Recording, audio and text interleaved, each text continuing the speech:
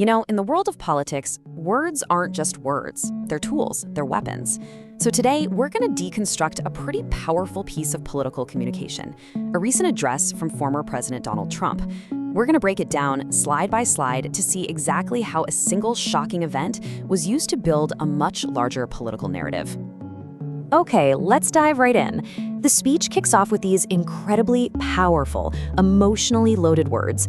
You gotta understand, this isn't just describing what happened, it's a strategic choice to frame the whole thing in the most dramatic way possible. It creates this immediate sense of crisis, of urgency, right from the very first sentence. So this first part of the speech is really all about defining the event on its own terms. We're going to start by looking at how the attack itself was characterized, and just as importantly, how the victims were presented to everyone listening. First up, this speech grounds you in the facts. But notice how every single fact is selected to have the biggest possible impact. The victims? They're not just anybody, they're National Guardsmen. And the location isn't just some random street, it's just steps away from the White House. This careful presentation of the facts is absolutely crucial for building the story that's about to unfold. And here is where you can really see the rhetorical strategy at work. Just look at how the language escalates. On the left, this incident becomes a crime against these huge, sweeping concepts like our entire nation. Then you look at the right, and it's being labeled with these incredibly heavy words like evil and terror. See, this isn't just about describing what happened anymore. It's about elevating it into a national crisis, which in turn makes a more extreme response seem totally justified. All right, let's shift gears to the next section of the address. This is where the focus moves away from the act itself and zooms in on the person accused of doing it.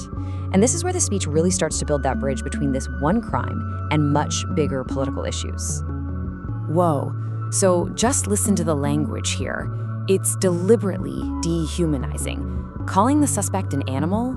That's a classic rhetorical move. It's designed to strip away any kind of empathy you might feel. It basically signals that when you're dealing with an animal, well, any and all punishment is on the table. Okay, so now the speech starts to connect the dots for the audience. By laying out these very specific claims one after the other, it creates this super clear cause and effect link. A foreigner who got in under the current administration's policies is the one who committed this horrible crime. The message here is pretty hard to miss. The administration's policies are directly to blame. And there it is, the core political argument, stated loud and clear. By saying the suspect was flown in by the Biden administration, the speech moves past just hinting at things and goes straight to a direct accusation. It's a really effective way to turn a criminal act into a potent political weapon. Now, this right here is the major pivot point in the entire address. That specific attack on two guardsmen is now used as a kind of launching pad to talk about what's presented as a much larger nationwide threat. The camera lens, so to speak, pulls way back from this one incident to show a whole national crisis.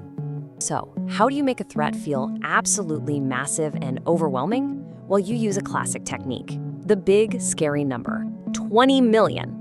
I mean, that's a number so big, it's almost impossible to wrap your head around. And that's the point. It's meant to create this feeling of a crisis that is completely out of control and needs drastic action. And to bring that huge abstract threat back down to earth, the speech points to a very specific and emotionally charged example. By zeroing in on a particular state and a particular group of immigrants, it makes the threat feel way more immediate, more personal. It's a really powerful way to tap into anxieties that might already be there.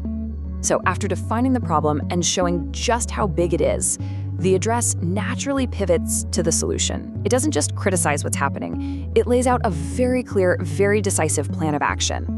And the proposed solution is basically a three-pronged attack. First, you get a targeted investigation into one specific group.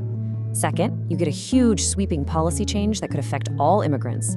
And third, you get a show of military force to make people feel safe again. That combination of actions is really designed to look both tough and thorough.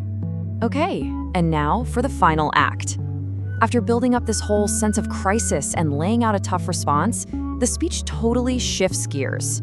The tone just completely softens, and the focus moves from division and anger to unity and patriotism. The speech closes by turning the victims into heroes.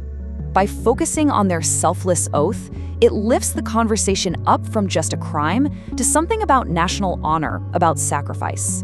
It's a really powerful way to try and create a sense of shared purpose and patriotism. And by thanking all of these different uniformed services, this speech creates this feeling of a united front against this big threat. It's a way of saying, hey, we are all in this together, and it reinforces that idea of a nation under attack. And the whole thing ends on this very personal, unifying note. It's a direct appeal, timed perfectly for the Thanksgiving holiday, asking every family in America to pray for these two men, who are once again called great heroes. It's a call for a shared national moment of reflection. So, what's the big takeaway from all of this? Well, this speech is just a really powerful reminder that in politics, almost nothing happens by accident.